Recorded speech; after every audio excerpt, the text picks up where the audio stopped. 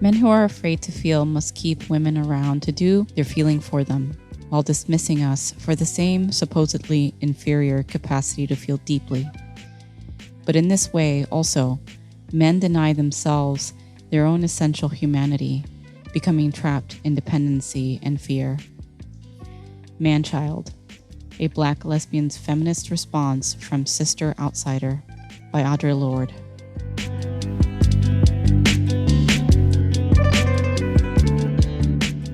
So I think we could talk, like there are two things that I want to talk about and how I've seen these things show up that I think will be good and applicable for real life for folks. One is competition as a part of how toxic masculinity shows up, and this can be kind of related to both violence, depending on the type of competition, but also can be the dominance piece, and then friendship being the second, because the friendship piece, it touches on on the emotional illiteracy as well as the sexual entitlement. And so this idea of like the Harry met Sally idea of like men and women can't be platonic men and women friends. can't There's no be such thing. platonic friends. There's and no such thing. Yeah. And we'll have more to say. We'll have more to say about that soon, because there's obviously truth to that, right? Like, but it's not because women don't want male friends. So competition. Oh, that's Paco's favorite. I am. So this is a really complicated. All of this is. I keep saying that. I'm sorry. This is an interesting thing to talk about because. Mm-hmm. I'm not a competitive person, and it's not because I'm not good at things, and it's not because I don't want to demonstrate my aptitude at things. It's because competition makes me feel bad. If I win, I feel bad because the other person feels bad. Right. Yeah. And if I lose, then I feel bad because I lost. Because you lost, yeah. Like there is no winners. It's a lose-lose. It's lose-lose. Like that, and so unless you think like a man. And I've never ultimately, like I was a baseball player. Like that was my sport as a kid. And I reached and it was fun and I enjoyed it and I cried when I won and I cried when I lost and I enjoyed, like all of it was good and I have a lot of positive memories about it. There were negative things too. There's the toxicity that comes along with any team sport, but I mean whatever. It was a kid as a childhood experience. It was generally positive, but there came a point when the process of winning and losing, like. It really brings out the worst in people. Yes. On either end, if you're the winner, then you just become like, and it's men. It's all about peacocking, and it's all about showing how good and strong and fast and whatever qualifier you want to use, and putting the other people down. Yeah. And walking all over them. And I didn't like it. And I don't know why more people. I suspect that actually a lot of people experience the same thing, but the social pressure to sort of conform is pretty great. Mm-hmm. But then I've spent just as much time, if not more time, on the other end, where I was on the losing team, and it doesn't feel great to not be. Like there's the fantasy of like, oh, good game, you did great. Yeah. It doesn't happen. No, and when it does, yeah, it's almost worse because you know that they're doing it just because they have to. Like the coach say, oh, go shake your teammates' hands and whatever. Like there isn't actually that sense of like of camaraderie of sportsmanship. Sportsmanship. Yeah. No, there isn't any in that.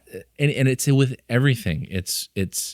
I struggle with social situations with traditionally male people, because everything becomes a competition. Or work. or work. Yeah. Like, but even that's a competition. How much productivity can I do? How can I turn this into a thing to make money? Right. Yeah. Yeah. Like it's all like those are the same work and job and competition. It's all the same thing to me. And It's a more adult version, right? yeah. Yeah. And so no, I hate it. It is insidious. And people find ways to turn anything into a competition. Yes. Anything. Yeah. And I just don't understand it. And so, with our kids, and we're really trying to stifle it as early as we can. And we call it the nanny boo boos. And so, there's the nanny boo boo, right? And so the other one, she thinks she's getting clever because she'll be like, I did it and you didn't. And it's like, you're still doing the nanny boo boos. She's like, I didn't say nanny. It doesn't matter. Like you're emphasizing the fact that you succeeded while the other person didn't. And so we're trying to like snuff that out as early as we can. Because we do have one that's severely non-competitive and one that is the opposite. And it's playful, but definitely there's sore loser it's a fine line. Syndrome if she doesn't win, and definitely she's picking it up from not us. No, because we're not competitive. We're not competitive. And for me it's tied to having been with people who were toxically competitive and would get hyper aggressive and violent at the end of games. Yep. Yeah. And I think it's important to make the distinction that there aren't positive traits tied in with a degree of seeking to improve, of being on a team with the intent of finding success. Like success and improvement, like those are qualities that I think we all should strive for. But it shouldn't come at the expense of other people. It should never be used as a means for putting other people down. And I think that's the competitive, like that's where the competitive aspect of it, I think, becomes really problematic. Yeah. So yeah. Yeah, I think so I never did like sports teams or anything like that. I actually have always preferred playing games when we're not keeping tabs or like score. Even things like, because I mean, you and I we got really into, I've always really loved ping pong, for example, and I love playing, but I don't love playing when it becomes like a competitive thing. Like for me, it's more about like, okay, how many did I get? Like, or how long can we keep the volley going? How long can we keep the ball going? Right. Yeah. And like, and even, I mean, there might be times where like also skill building, like where Paco, for example, has like this little like thing he likes to do with the paddle where he makes the ball spin funny. So like, so you do get a little like competitive over that, but it's like hits the ball with a spin, so the ball looks like it's going in one direction, but then all of a sudden like flies in a different direction, and like you so there is. And Eva, not that we're competing or anything, right? Eva can spike the ping pong. I can spike a ping pong. Like, and it's not like the mean. And I don't mean to. It's just excitement. No, you mean to. But what I mean is, it's not. Eva doesn't mean to do it. And like, there's the jerky way to spike the ball, whether it's volleyball or tennis or whatever, where you do it hard and the intention is just, there's no way that there's any chance of the ball ever being recovered. Right. Like Eva's just boom, precision. It's good. It's just fast, and it's like you just don't want to miss it. Like, but yeah, and so it's not, but we never keep score. So it's like, okay, you got me that, you got me that one, or I got you that one, or that was a really good one. That was a really good one. That was a really good one. But just kind of like that. I think, so I wanted to get into like one of the ways that this has been studied, and so it's been studied in masculinity contest culture in like workspaces, which I think, so it was apt for you to kind of bring up like, okay, what does it look like as we're growing up, and then what does it look like in like the adult world, as we're, and there's definitely I've been really turned off. I've worked in nonprofit my whole career, pretty much, except for maybe in college when I had like, and so I've definitely never been in my line of work and clinical social work for money. Definitely not, including like having jobs that had, no, what do you call it? Like the retirement plans and stuff like that. Like I've had jobs that never even had retirement plans, which is not good. Not good for me not to plan. But that's the kind of level of like, am I doing what I love? Am I doing something that's meaningful? Am I surprise?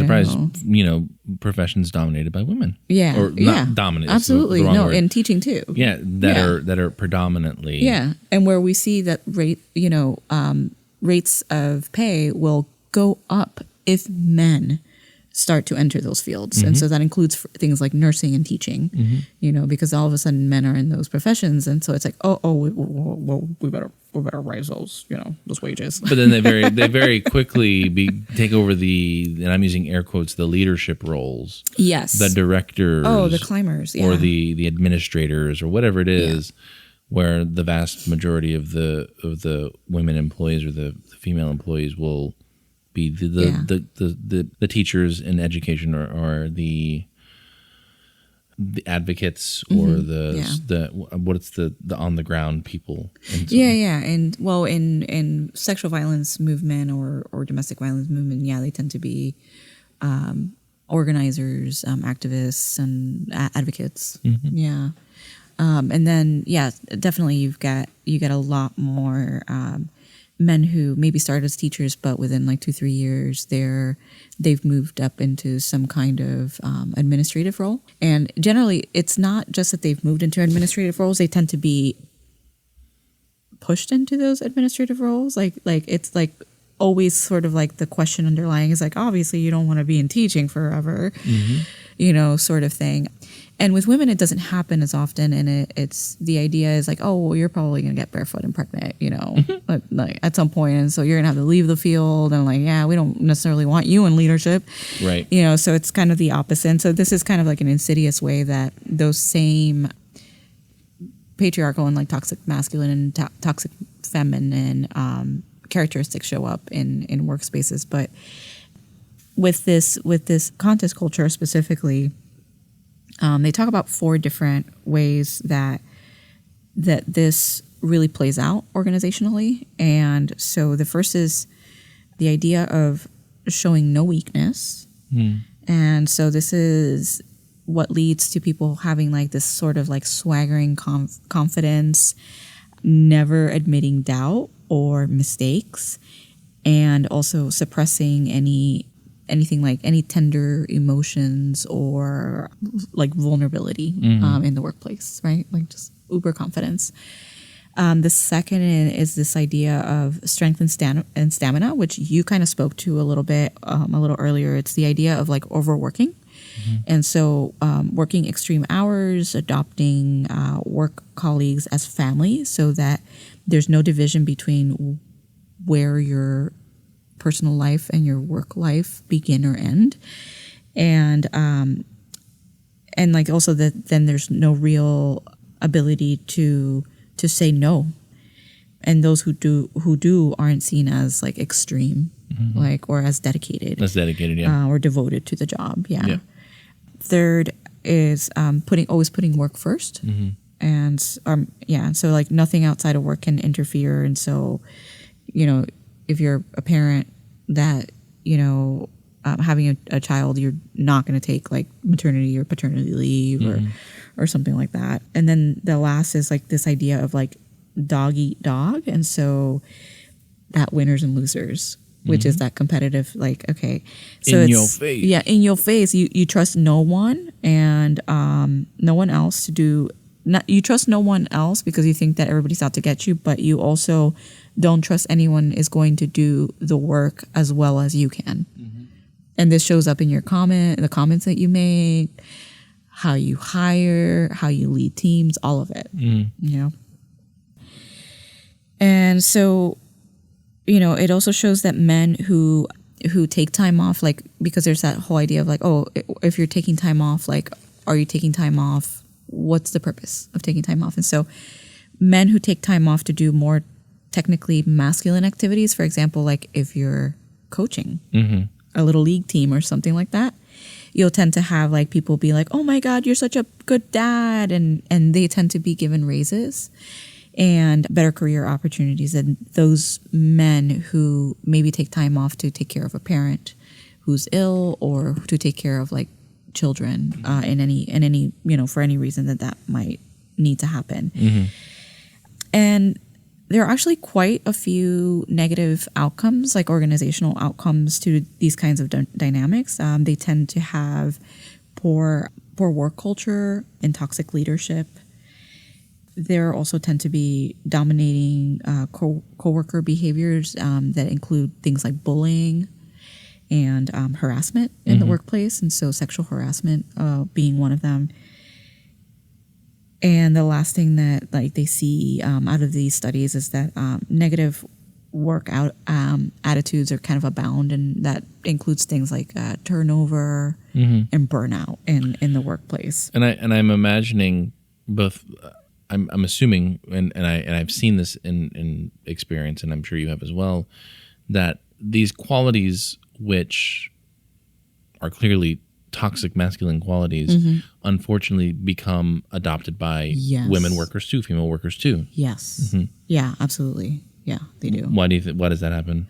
I think because otherwise they're not taken seriously. Like they're not taken seriously, and also because they still have to technically function within systems, whether or not, like let's say that you're the executive director or the chief financial officer or whatever of your agency probably still is overseen by somebody, whether that be a board of directors, which is often the case with nonprofits, or whether there be some other kind of overhead. And so whether or not you're the lead of your particular agency doesn't mean that you are able to operate all independently.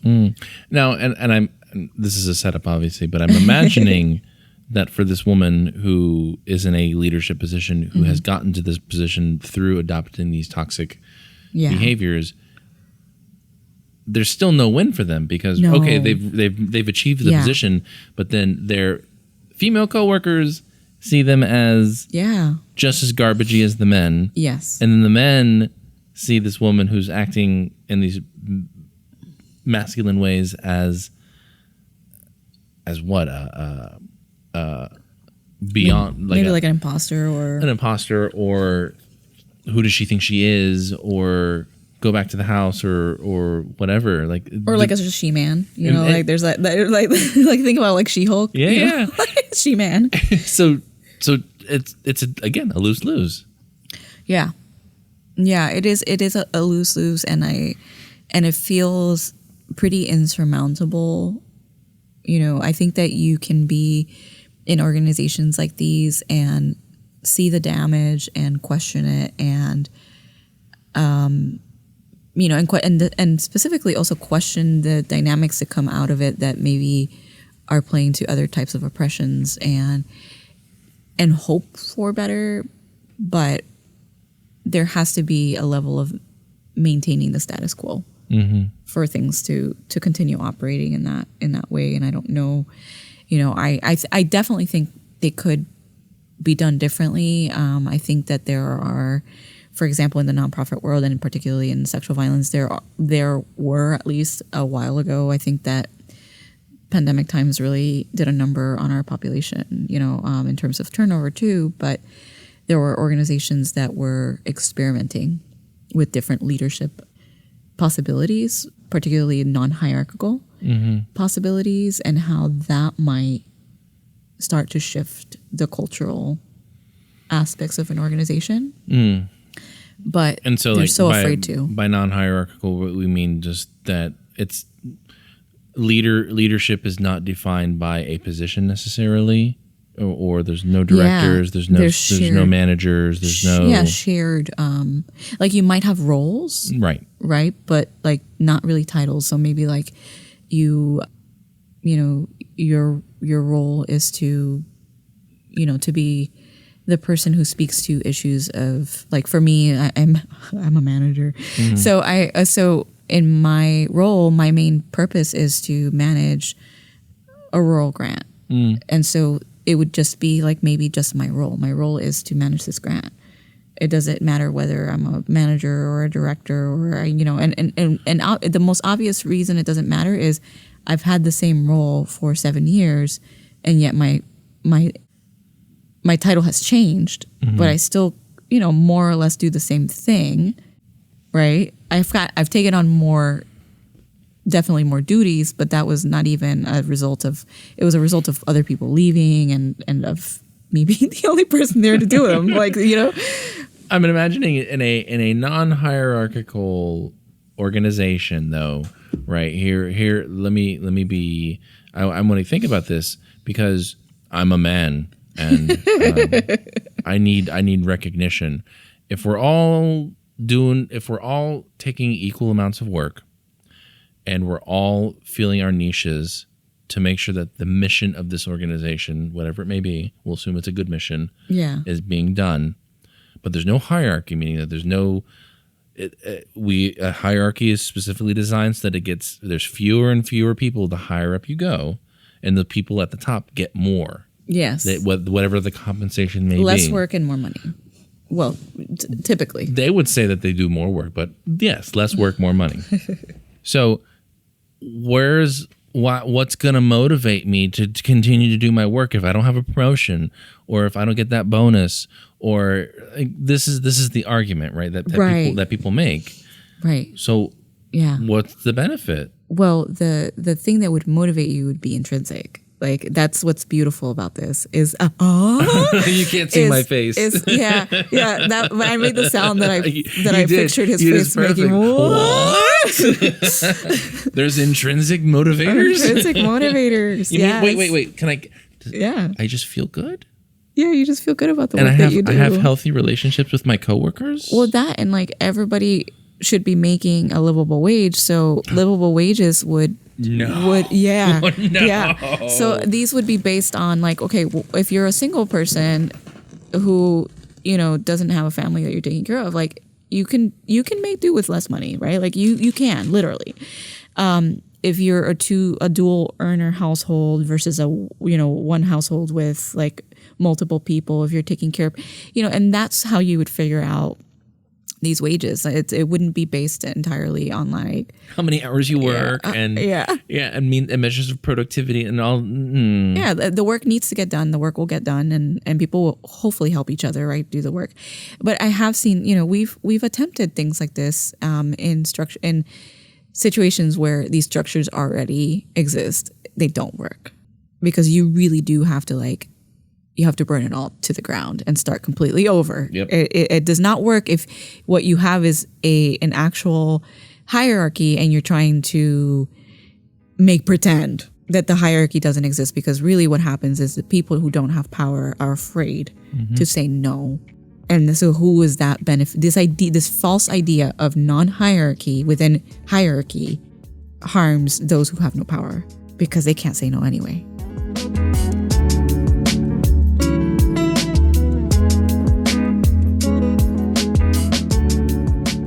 So I find it interesting that we have really dug into social and economic structures, but we're still talking about toxic masculinity. Yeah.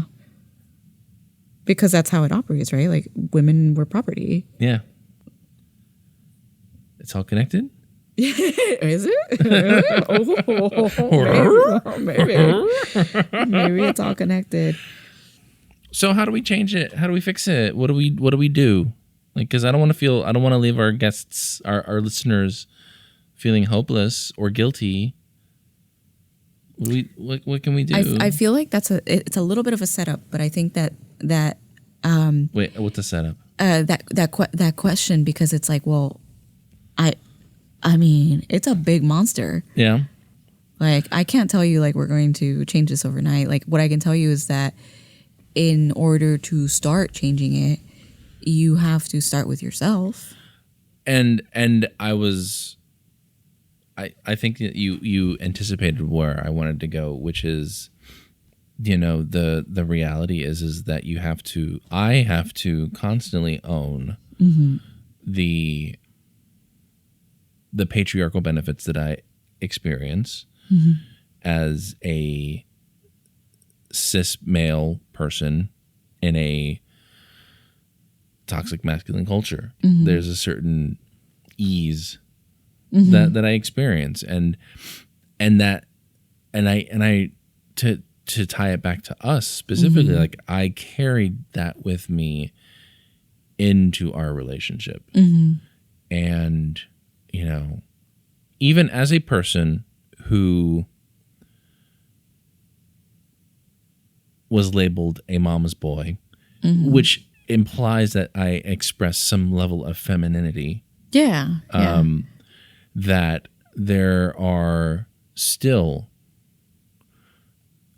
risks of falling into those patterns, no matter how well-intentioned or how educated or how progressive-minded or any of those sort of things you can be. I think that we all live in this very, very, these grooves are very well. Yeah, we're swimming in it. Yeah.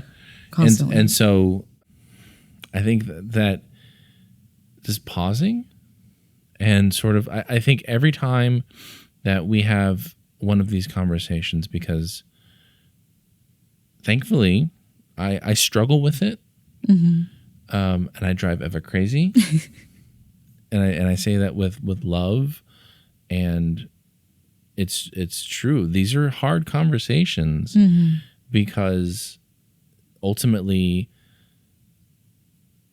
it comes back to, not in a shameful way, but it comes back to wanting to do less harm, because it's harm reduction is the goal. And it comes with the acknowledgement that I have done harm. And as a person who philosophically lives a life geared towards doing as little harm as possible, that's hard. Yeah. And so I'm thankful that we are able to have these conversations, as challenging as they are, because I think that is like an honest developing that emotional. I keep forgetting what you call it's the literacy. Yeah, literacy. Developing an emotional literacy or capacity. Yeah, I hate that word. I know you do. That's why I used the literacy. I know it's and great. Literacy. Don't have enough spoons. No spoons. I'm not making fun. I'm sorry. But yeah, there can't be an excuse. Like, you can't keep out, opting out. Yeah, and I fight, because damn it if I don't want to just fucking push it down. Yeah. And become stoic and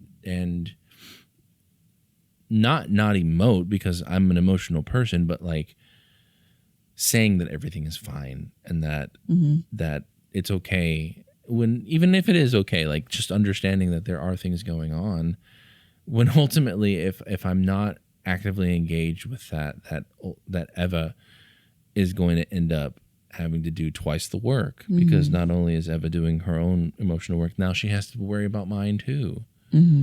And I don't want that.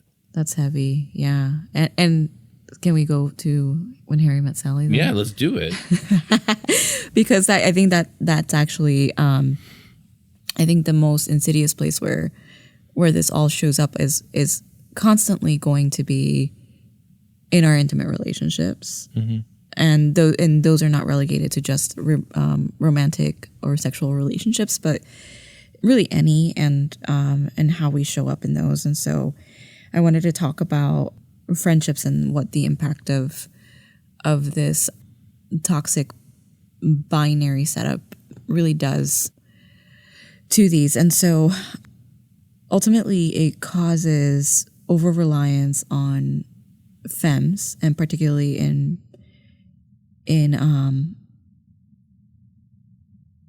masculine people's lives.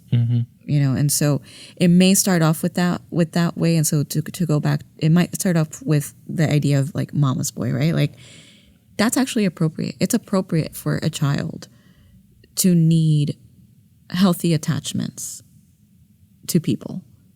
And those healthy attachments shouldn't just be to their mom. It should be also to their dad. But the dads already carry that emotional illiteracy and don't know what to do. The irony being that, like, of my parents, I was actually my primary attachment was to my father. To your father, yeah. Which drives me crazy. Yeah. But whatever.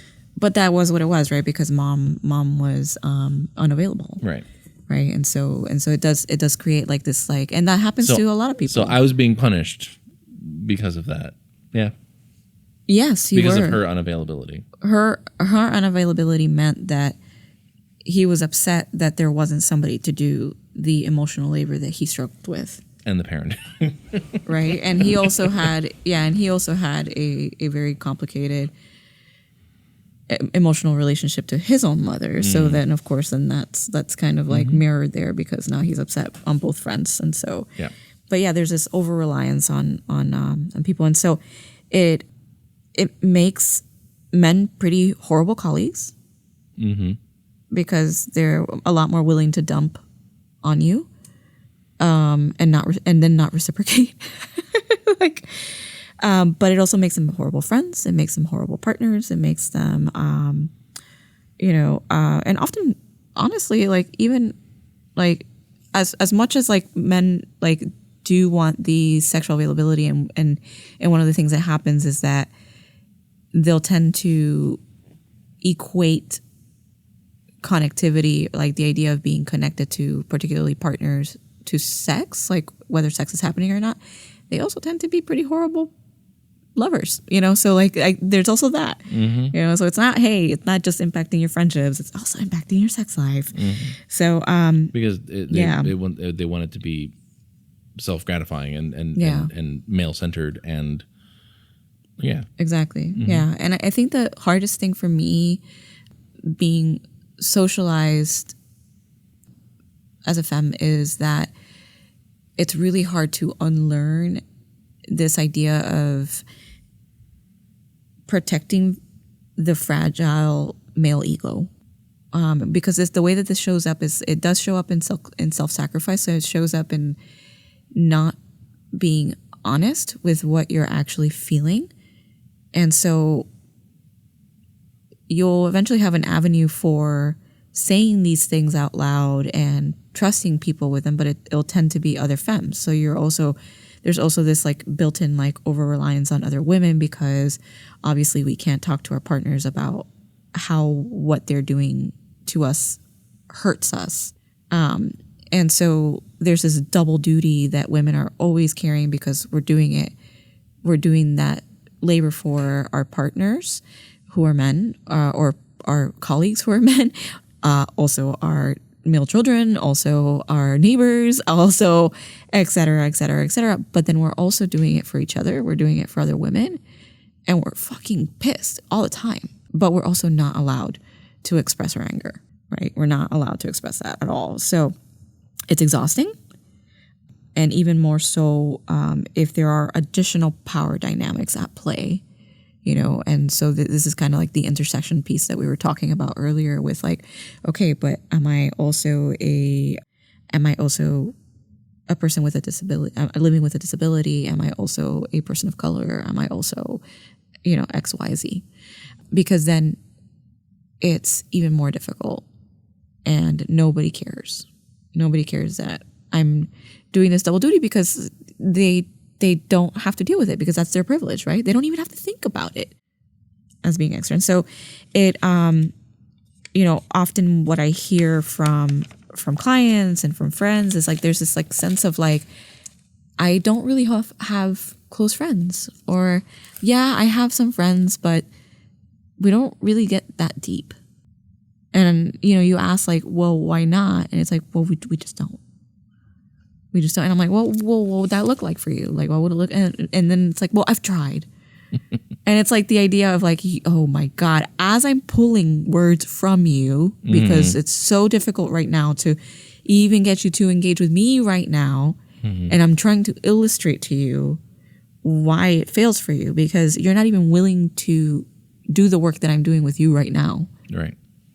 And so it's always very ironic, and it's always like, duh, dude. Mirror, like, mirror, right here. Yeah.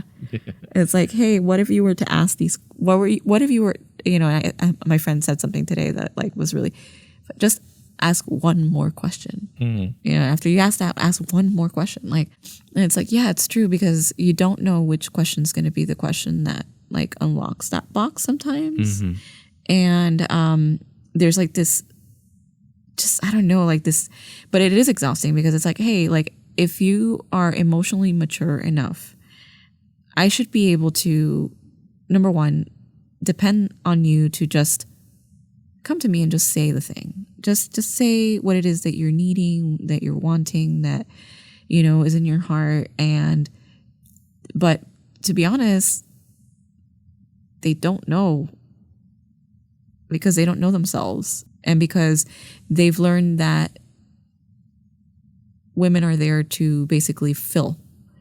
Like we're there. And it's funny, right? Because it's like there's that whole like sexual connotation of like we're the ones that get filled. But it's actually the opposite. It's like we're constantly pouring into a hole, like a black hole or a cup with a hole in it, like whatever metaphor you prefer. But that's kind of how it works. And so the intimacy that is possible tends to be very surface level. And so there's a reason that, a lot of men feel like in order to have friendships, they have to be friendships based in some kind of activity. Right. That's done together. And then there's the when Harry met Sally conversation. Yes. Because because of the way that mostly men, some women, but mostly men are raised or acculturated or socialized, that if a male bodied person, if a man, if a masculine person is now with a potential, whatever their identity is, if they're engaging in a deeper conversation with that person, there's some confusion now. It's yes. Like, is this is this more? Is this now a potential romantic partner? Yes. Do I need to so the lines get crossed? It happens very fast. Yeah, and so there's confusion. It's like, well, we were talking really deeply, and it was like very impassioned, and now I think I have a crush, or now I think that they like me. Yes. And yeah. Oh, okay. Yeah, it can get confusing on both ends then, because we are, if you're raised to be like toxically feminine, you don't want to hurt the person, and so you are put in this impossible situation where you either have to tell them that you're not interested and hurt them and right? risk danger and risk danger because you don't know how they're going to react. And you again, let me on, et cetera, et cetera. Exactly. And again, we are primed to take care of the male ego. So in this case, like, oh, well, if I say that, like, I'm going to hurt this person, and then they're not going to be able to. But yeah, the surface level intimacy to us isn't really deep. Like, that's the whole thing. Is I'm not. This is not that deep, bro. Like, we're actually having a pretty, like, first of all, you're either information dumping, which is a very like surface level way of communicating, where you're not actually communicating anything. You've just absorbed a bunch of stuff, and now you want to put it somewhere.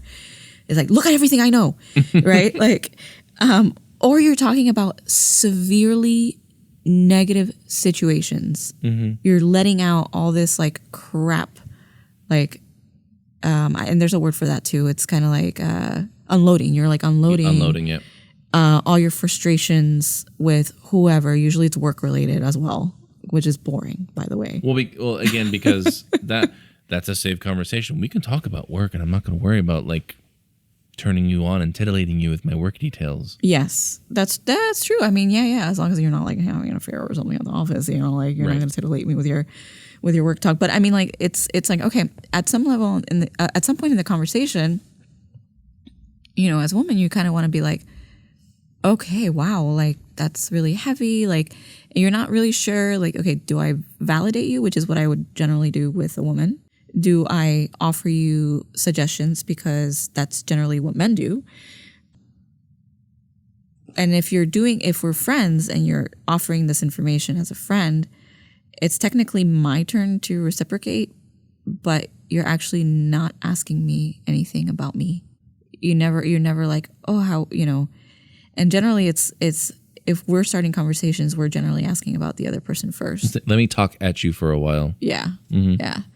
So it's kind of like you're having to train people in how to. Or the question is, don't you think what do you think about my experience? Isn't my experience so bad? Yes. Tell me how bad my experience is. And sometimes you might be like, actually, because our cultural like reference for what's really horrible is going to be very different, given that we are in a completely different like power dynamic ourselves. And so when we don't necessarily say, well, that's really horrible or whatever. And also I'm not your wifey, so I'm not here to like do this emotional labor of being like, oh, there, honey. Like that's not my role if I'm your friend. Right. And so I'm going to be like, yo, don't you think like when you did this, that maybe that's kind of what caused that? And then you're like, wow, you're such a fucking asshole. Right. Like it's like, I wasn't being an asshole. I was being very direct about what could have possibly led to that. Right. Or if you want to do, you know, this might be stereotypical, but like if you might want to offer physical comfort, like patting on the shoulder or hugging, then immediately the guy's going to be like, yeah. Oh, I see where this is going. That has gotten me in trouble. Oh my God. Paco knows this about me too. I'm a hugger. I'm a toucher in general. Like I am very touchy-feely, and I actually for several years being in Tallahassee was very different and weird for me, because I went from living in Miami where, you always say hello with either hug or kisses, and there's a lot of emoting and a lot of using your hands and a lot of touching during conversations. Went from all of that to Tallahassee where people like just stare at you. They don't like, they're talking, but they're just staring at you, and you're just like, okay. And then at the end of a conversation, you're kind of being like, okay, we're going to say bye. And byes are also hugging moments, you know, and you're like, oh, I'm not. Oh, okay, bye. So, and the evolution of Eva's hug response has been, at first it was like, I'm sorry, I'm sorry that I hugged you, because you'll just do it. I just do it. But now, then it went into, may I hug you? Yeah. And now it's finally evolved, and I think this is I was like, I'm a hugger. I'm gonna hug you. It's like you warn. I mean, I try to give people the out too. Like I know that there are people who just don't like being touched, and I want to get consent, but I think I generally don't want. Generally, if you're not a person who appreciates a hug, we're probably not gonna get along. And I think I've just kind of got to know that about myself at this point. You know, it's like there are people who I love dearly who. It's not that they don't like hugging. They're maybe very particular about who they hug, and that's I can work with that, right? Like I can work with that. But which makes sense. You shouldn't want to hug everybody necessarily. I probably will. I could. Like I think early in my career, somebody said to me that I had to be careful with clients and not to treat them differently. And I remember asking, well, if you feel like a hug is appropriate for a client at some point, like, you know. Culturally, for me, that makes sense. Like the way that people, especially if I'm serving people from my community, I'm going to touch them and they're going to touch me. And so this idea of not touching people was so foreign. And I was like, well, no wonder everybody's so love starved in America. Right. And then I think the question that I got then was, are you willing to hug every client? And I was like, yeah. And then they said, even the stinky ones. And I'm like, yes, even the stinky ones. I stink sometimes, yep, you know, like, yep. and so I think that was my like, yes, embodied yes. Like, obviously there are going to be creepos who I might like be like, Side hug. maybe bad idea. Like, or like I can do the guy, Yeah. the bro hug, like the side hug. But yeah. And then I think in besides like the surface level intimacy, there are other aspects of the conversation that I think can be very difficult. There is competitiveness that happens like verbally as well, that isn't necessarily played out or play acted out. It can be that there's a lot of competition and one-upmanship, or what feels like also copying behavior sometimes. Like if I say like, oh, you know, I was like, and it can be that stuff around the office too. Oh man, I stayed at the office till 7:30 today. I was really trying hard to like finish this report. And then all of a sudden it feels like maybe the other person's like constantly also at work late when they weren't before. Almost like, oh wow, they're late. I should probably be at the office late too. Or I had this really horrible thing happen to me today. Oh, you think that's horrible? Right. You know, like, let me tell you what's really horrible. And it's like, cool. And then it's like maybe not even related to something that happened to them, but something that they observed happen to somebody else. And it's like, why did you feel the need to invalidate my experience with an experience that you didn't even have? Right. Like a vicarious experience of somebody else's. Like, I don't understand. And so it's curious. It's a curious way to communicate, but it starts in childhood and starts with the ways that we're socialized around play. So, I think that as we get older as well, I think children, it's hard for kids. I didn't make friends easily. I still don't make friends easily, but as a kid, it was harder for me. But I think kids generally make friends easier because we're still figuring out who we are. So we're willing to experiment with people a little bit more. But also, I think that as you get older and as people do become more frequently like partnered, that there is, and I keep coming back to the word of insecurity, but there is a lot of insecurity and perceived competitiveness. Like if I'm all of a sudden talking to a person who's with a partner with somebody else, is that person's partner then going to think that I'm sort of like creeping in? Yeah. And so like these sort of dynamics most of the time are not even, they shouldn't even be a concern, because why can't we just be friends? Like why is it a problem that I'm a friend with your partner? What are you worried about with your partner? What are you worried about with me?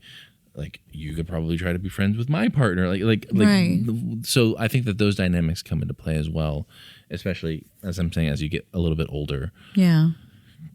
Well, and I think that was maybe one of the most uncomfortable things that happened in college too, is that the dynamics of like who I was friends with definitely shifted quite a bit. And I think the only male friends I had at that point were men who identified as gay men or bisexual men.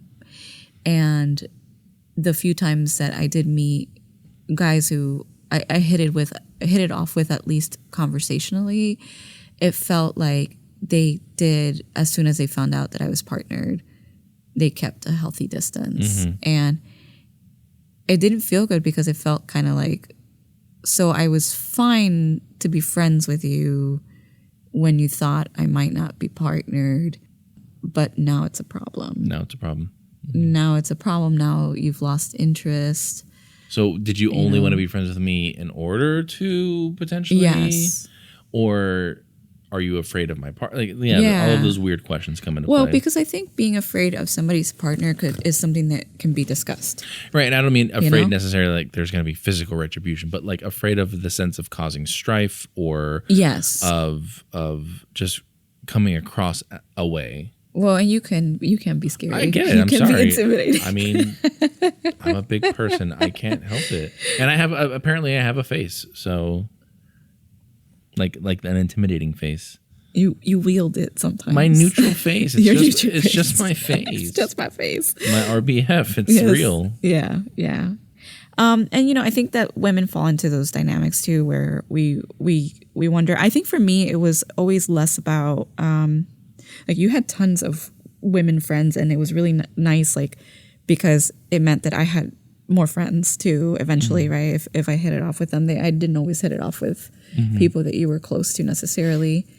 I'm sorry to interrupt you. It's become, as we've had more and more of these conversations, and I think that as our relationship has matured, I have actually, it's become clear to me that I have always pursued mostly female friendships, and I know that some of that has to do with the fact that on a subconscious level, I knew that I was gaining the benefit of having that emotional labor done for me or done with me or whatever it is. And so that's something that I've definitely become more conscious of. Yeah. So I think that, again, if we're trying to find ways to make those changes, healthy reflective practices, I think, are good. Yeah. No, yeah, I think you're right. And I think women are just so much more willing, and they do this for women too, right? Like to give people the benefit of the doubt, to do a lot of emotional labor, even when it's not their place to. But I think it's because we are also more communal, and so sometimes now when I'm pouring love and attention into an individual who's a friend, whether regardless of what their gender orientation is, like I tend to think a lot about like who am I impacting by giving this person loving care, right? So it may be that because they receive that loving care and validation, that they go home and they're able to have a vulnerable conversation with their partner. It may be that they're scared at work and they don't know how to navigate a situation, and so the next day they have a stronger sense of direction for how they want to handle a situation that leads to their well-being, right? Or that they don't blow up at their kids when they get home, whatever it is, right? So there's I think that more often than not, when I'm doing it because I'm thinking about the systemic impact that I'm having just by having that one conversation, just by holding space for that one person, and I think that obviously I would not be a therapist if I didn't think that this is what the power of being in a relationship can do.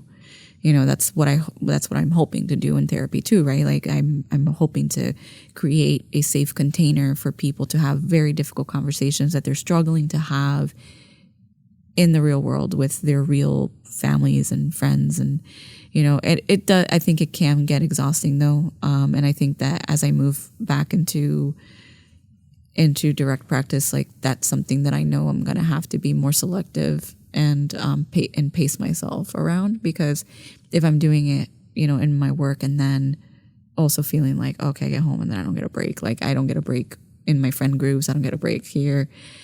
And so, and it's like, even when other people may be putting in surface level, like input or whatever we want to call it, you're still wanting to be held in the same way. You're still wanting that reciprocity, but that reciprocity isn't possible with 100% of your friend group, particularly if it's a mixed, gendered group.